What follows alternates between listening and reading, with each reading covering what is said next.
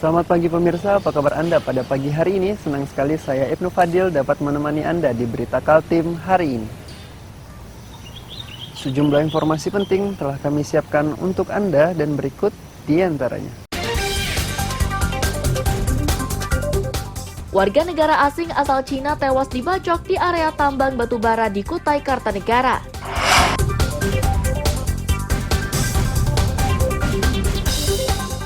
Kapal motor Momentum 25001 terbakar di Sungai Mahakam, kawasan Pulau Atas, Samarinda.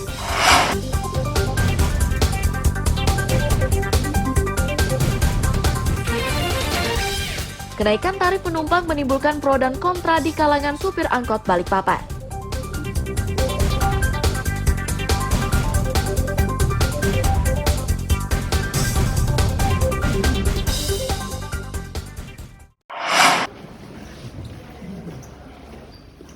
Dua tahanan yang digiring polisi di Tenggarong, Kutai Kartanegara ini merupakan pelaku penganiayaan dua warga asing asal Cina.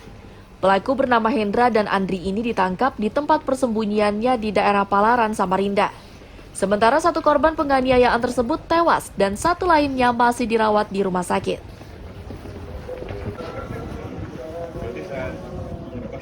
Peristiwa ini bermula saat pelaku dan korban terlibat pertengkaran dengan Ni Shuming di areal tambang batubara di Desa Purwajaya, Lojanan, Kutai Kartanegara Minggu siang. Korban akhirnya diserang dengan senjata tajam usai memukul pelaku menggunakan kayu. Rekan korban Ni Chuang Guang yang berusaha melerai perkelahian tersebut terluka pada bagian tangannya.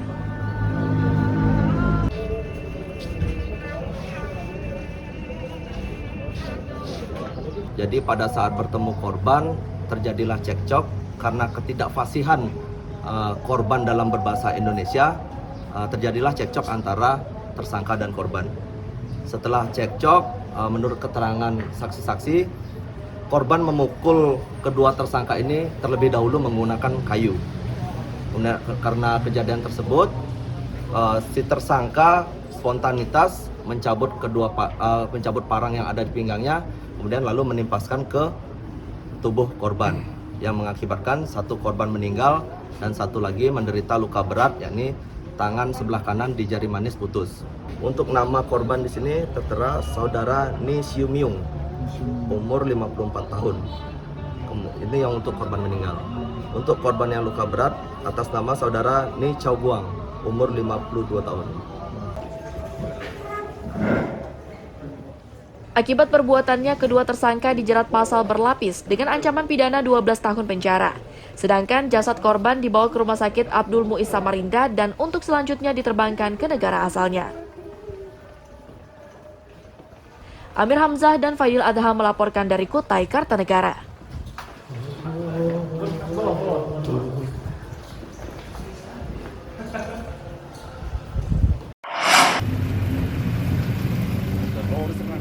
Rahman, Amin, Andi, dan Rivaldi merupakan bagian dari 27 pengedar narkoba dan 2 diantaranya perempuan yang ditangkap polisi di Balikpapan. Para tersangka ditangkap di berbagai tempat bersama bukti narkoba jenis sabu-sabu. Kasatres Narkoba Polresta Balikpapan, Kompol Roganda menyatakan, penangkapan terhadap jaringan pengedar narkoba ini dilakukan sejak awal September 2022. 27 tersangka ini ditangkap di 20 tempat, dan 16 diantaranya hasil tangkapan Satres Narkoba, sedangkan sisanya tangkapan polsek-polsek di Balikpapan.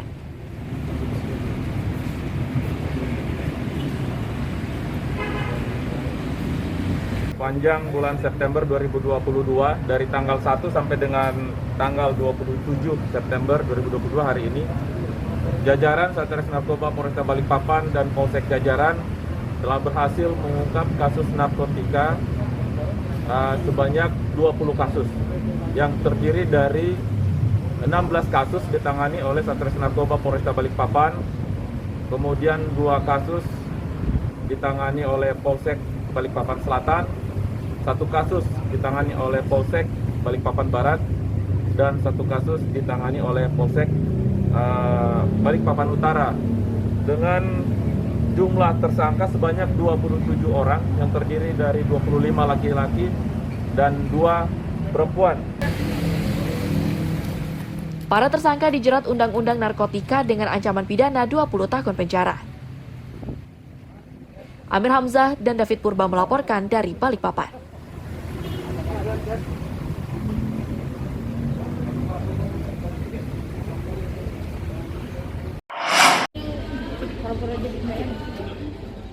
Barang bukti berupa telepon seluler, minuman keras, senjata tajam, dan narkoba inilah yang akan dimusnahkan oleh Kejaksaan Negeri Berau di Tanjung Redep Selasa siang. Pemusnahan tersebut dilakukan dengan cara digilas, dipotong-potong, dan dibakar. Kepala Kejaksaan Negeri Berau Nislianuddin menyatakan, barang bukti yang dimusnahkan ini hasil pengungkapan 155 perkara bulan Maret hingga September 2022. Perkara tersebut antara lain miras ilegal, narkotika, perikanan, senjata tajam, dan penipuan. Kejaksaan memastikan semua barang bukti yang dimusnahkan ini sudah memiliki kekuatan hukum tetap. Yang sudah mengungkap mulai dari bulan Maret sampai bulan September, itu ada 155 perkara yang terdiri dari berbagai macam perkara, mulai dari perkara miras, perkara narkotika, perkara perikanan, perkara penipuan. Kalau kalian ada perkara terkait dengan orang dan harta benda, kemudian penganiayaan segala macam, itu bermacam-macam juga. Wakil Bupati Berau akan makin meningkatkan kerjasama dengan aparat keamanan guna meminimalisir angka kejahatan.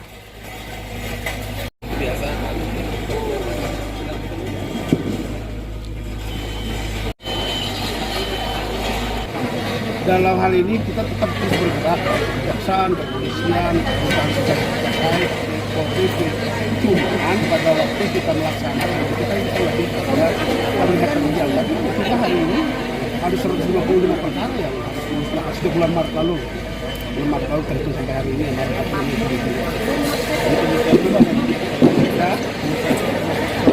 Ya, pemusnahan adalah sebuah bukti bahwa Pemda dan Forkopimda yang lainnya dan dari kejaksaan, kepolisian, Polri, pengadilan, itu sudah melakukan di Pamong Praja, Kabupaten Berau.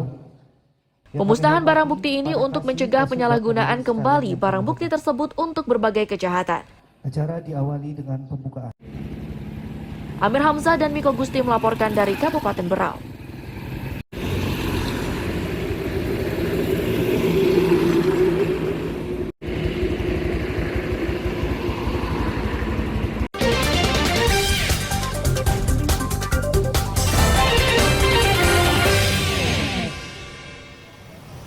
Masih bersama saya Ibnu Fadil, pemirsa Anda kembali menyaksikan 3 berita utama Kaltim hari ini. Warga negara asing asal Cina tewas dibacok di area tambang batubara di Kutai Kartanegara.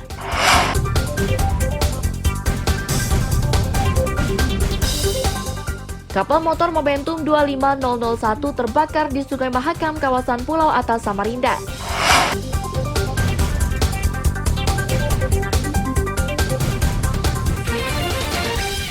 Kenaikan tarif penumpang menimbulkan pro dan kontra di kalangan supir angkot Balikpapan.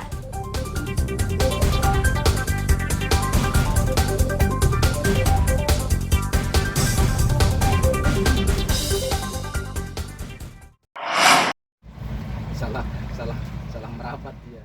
Kepulan asap di tengah Sungai Mahakam ini berasal dari kebakaran kapal motor Momentum 25001. Musibah Selasa siang itu mengharuskan petugas pemadam gabungan bergerak cepat menuju lokasi kejadian di Pulau Atas, Samarinda. Beberapa kapal juga terlihat mendekat untuk memberikan pertolongan pada para ABK dan membantu memadamkan api. Kasat Polairut Polresta Samarinda, AKP Zia Fahlevi menyatakan, api muncul dari kamar mesin, namun belum diketahui penyebab pastinya. 1 dari 11 anak buah kapal harus dilarikan ke rumah sakit karena terluka dalam musibah tersebut.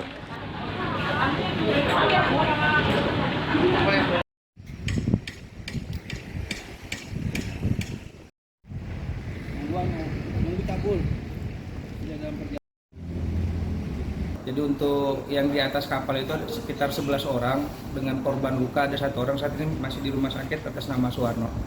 Kemudian kalau indikasi awal terbakarnya di bagian mana di kapal itu, Komandan?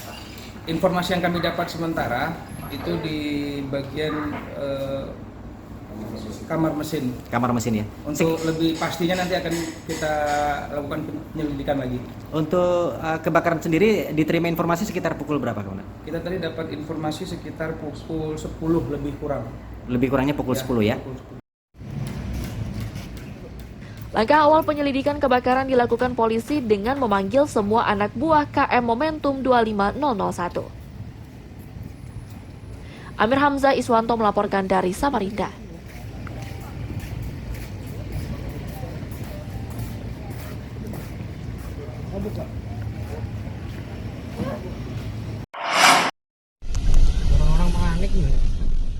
Kebakaran di salah satu SPBU di Muara Lawa, Kutai Barat ini terekam melalui kamera warga. Api dengan cepat meluas karena di saat bersamaan terdapat beberapa mobil yang hendak mengisi bahan bakar di SPBU tersebut. Tercatat 3 mobil dan 1 sepeda motor hangus terbakar. Kapolsek Muara Lawa Ibtu Syafi'i menyatakan musibah ini yang terjadi Senin siang itu bermula saat satu mobil yang mengisi BBM, namun dengan kondisi mesin masih dihidupkan. Tidak berselang lama muncul percikan api dan menyambar mesin pompa. Berikut 3 mobil lainnya yang sama-sama hendak mengisi BBM.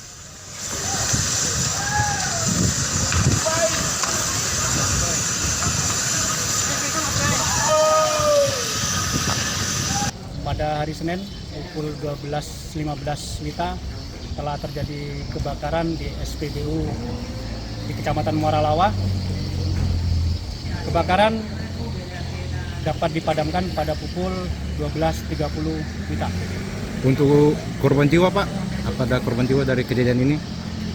Dalam kejadian ini korban jiwa tidak ada, namun ada 1 korban yang mengalami luka bakar dan sekarang dirawat di Rumah Sakit Umum Daerah.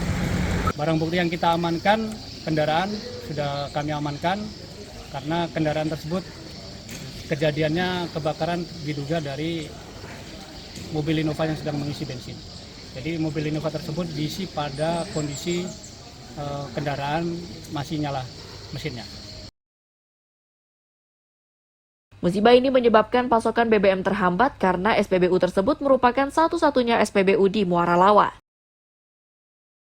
Amir Hamzah dan tim liputan melaporkan dari Kutai Barat.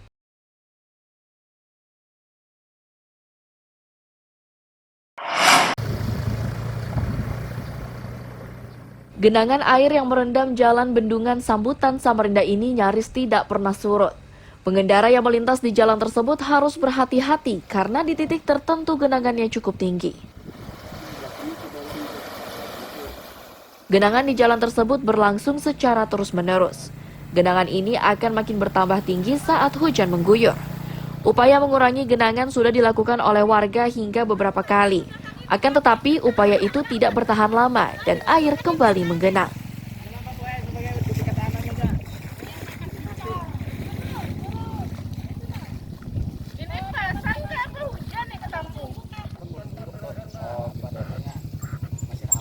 Ada perumahan asli tembusan di gang keluarga atau ke Pelita 6. Atau ke Pelita 6. Nah, kalau Pelita 6 tuh kadang-kadang sama hujan derasnya banjir juga. Banjir juga. Banjir Nah, juga. kondisi di jalan ini tembusannya kemana, Pak RT? Bendungan Pelita 6 Lebih cepat lewat sini ya? lebih cepat lewat sini. Nah, upaya apa yang sudah dilakukan sebelum terjadi banjir, Pak RT? Sudah kemarin kita sama-sama warga gotong royong bersih paretnya juga di Tabasi bahasa kita kan. Nah, alhamdulillah bisa mengatasi dulunya. Cuman sekarang rumput-rumputnya naik lagi. Naik lagi. Pak RT, dilihat dari kondisi ini apa sih yang kurang dari jalan ini, Pak RT? Banyak ini. Kalau kita melihat kondisi kekurangan jalan ini, drainase paritnya tidak ada. Untuk mengurangi ancaman keselamatan, tim reaksi cepat BPBD Samarinda sudah memasang tanda peringatan.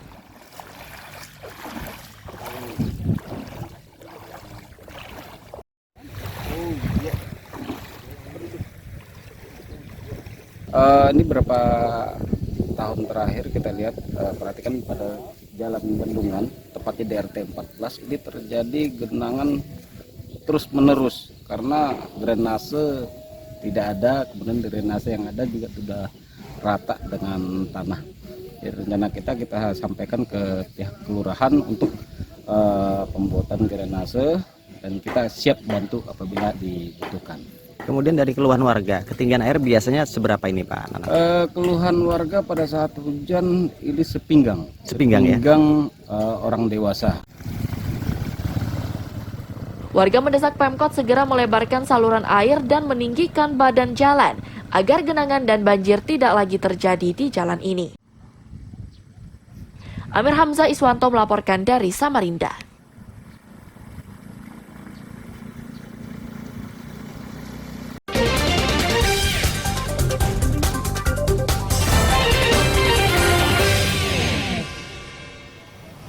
Masih bersama saya Ibnu Fadil, pemirsa Anda kembali menyaksikan 3 berita utama Kaltim hari ini. Warga negara asing asal Cina tewas dibacok di area tambang batubara di Kutai Kartanegara.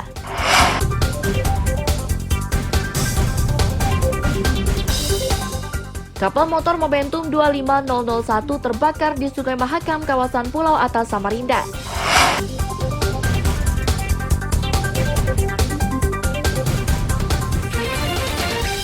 Kenaikan tarif penumpang menimbulkan pro dan kontra di kalangan supir angkot Balikpapan.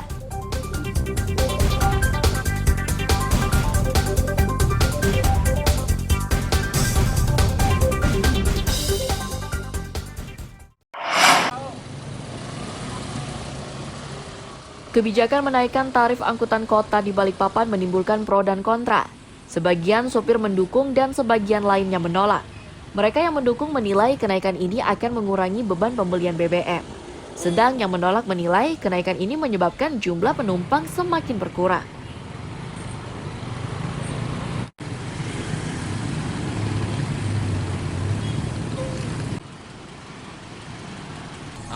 Kalau ada yang 7.000, ada yang 8.000, ada yang 10.000, ada 9.000 Bang. Hanya naiknya itu Bang, ya ini kan ada triknya di sini Bang. Itu naik 2.000. Aku udah hafal sih anunya yang cuma ini yang. Tapi membantu nggak dengan kenaikan ini dengan harga ya, BBM? Kalau bagi saya Bang, ya pribadi saya Bang, kurasa enggak sih. Karena kalau naik angkot itu Bang, otomatis penumpang yang kurang loh. Karena orang pada malas keluar. Pada malas karena mahal dia. Jadi kurang membantu ya? Ya, kurang membantu dia. Tarif naik dong. Tarif naik? Berapa tarif kita Om? 9.000 Manggar. 9.000. Itu kalau dekat? Kalau dekat 7,5.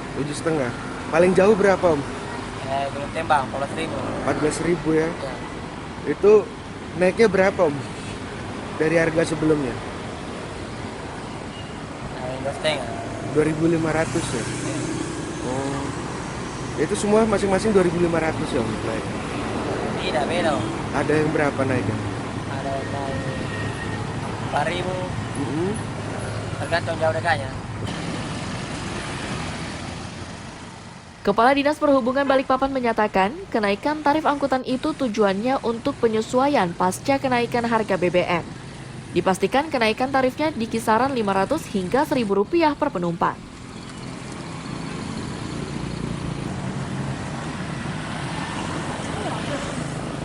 Kenaikannya berkisar 500 sampai 1.000. 500 sampai 1.000 rupiah. Ya.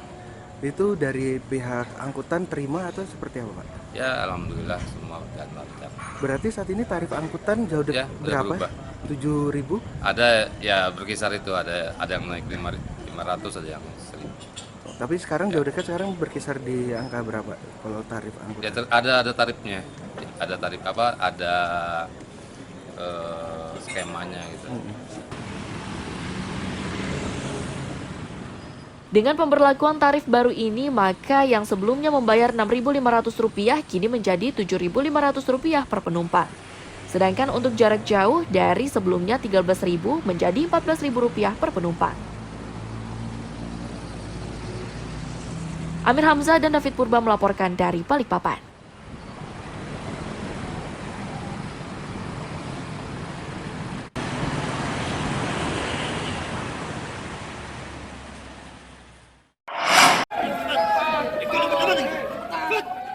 Bina Mental dan Fisik atau Bintalsik yang diberikan tentara dari Skuadron 13 Serbu kepada mahasiswa Politeknik di Kabupaten Berau ini berlangsung Senin sore dan diikuti 190 mahasiswa.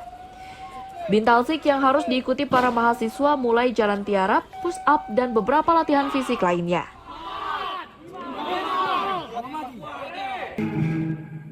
Komandan Skuadron 13 Serbu Letkol CPN Yusuf Adi Puruhita menyatakan, bina mental dan fisik ini dilakukan siang dan malam. Untuk itu, para mahasiswa harus sudah benar-benar siap.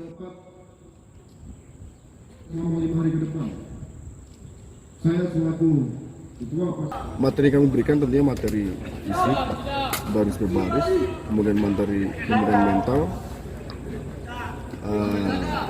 Ya ada materi jurit malam juga, jadi nanti kami kombinasikan dengan jalan malam, kemudian ada sedikit bernavigasi, ada diri mereka di dalam dunia, notabene melatih mental mereka. Yayasan Kampus Politeknik Berau menyatakan bina mental dan fisik yang wajib diikuti para mahasiswa ini sempat ditiadakan selama 2 tahun akibat COVID-19. Pembinaan ini dinilai penting untuk kesiapan mahasiswa saat menjalani praktik lapangan.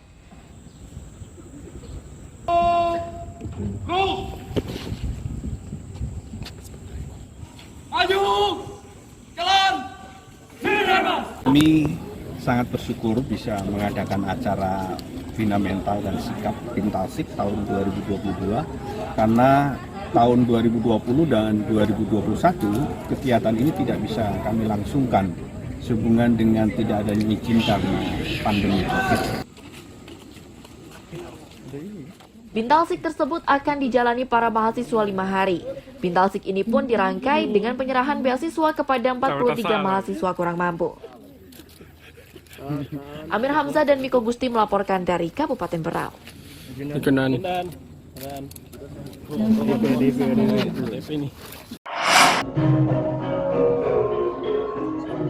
Bepelas, demikian ritual yang digelar Kesultanan Kutai Ing Martadipura, Kutai Kartanegara. Ritual ini biasanya dilakukan setiap malam sepanjang pesta adat Erau berlangsung. Dalam ritual tersebut, Sultan Kutai Ing Martadipura Aji Muhammad Arifin berjalan menuju tiang ayu dengan berpegangan pada kain cinde berwarna kuning dan tali juwita menuju ke Gong Raden. Tepat saat kaki Sultan menginjak gong, maka akan disambut dentuman meriam. Dentuman tersebut disesuaikan dengan jumlah malam pelaksanaan upacara adat. Ritual beplas ini yakni untuk memberitahu makhluk gaib agar membersihkan lingkungan keraton selama Erau berlangsung.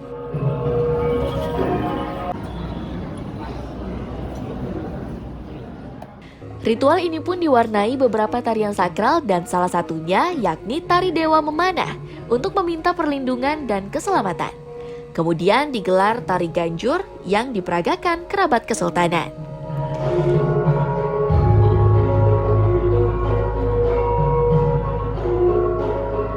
Beplas kita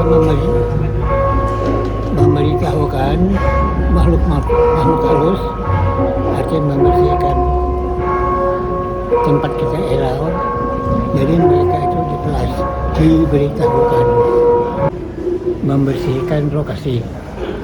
Makanya para dewa dan para belian itu ada yang melaksanakan seperti panah api, belian juga dengan memang-memangnya. Setelah lokasi bersih, maka mengundanglah Sri Gambo, Pengadilan Ganjur itu. Setelah mengundang Pengadilan Ganjur, baru acara Ganjur bisa dimulai.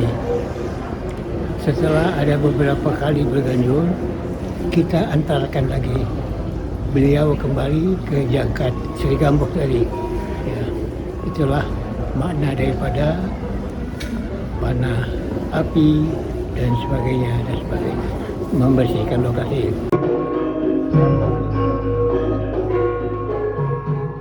Di akhir upacara, Sultan berselendang kuning memimpin tari Kanjar Buah Kamal dengan diiringi tamu undangan dan kerabat Kesultanan Kutai Ing Martadipura. Ritual beplas ini dilaksanakan sepanjang pelaksanaan Erau berlangsung. Amir Hamzah dan Fadil Adha melaporkan dari Kutai Kartanegara.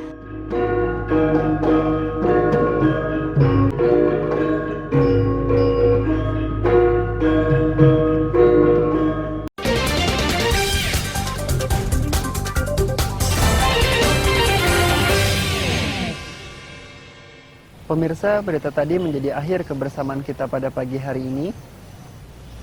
Saya Ibnu Fadil dan tim redaksi pamit undur diri. Selamat pagi, salam sejahtera, dan sampai jumpa.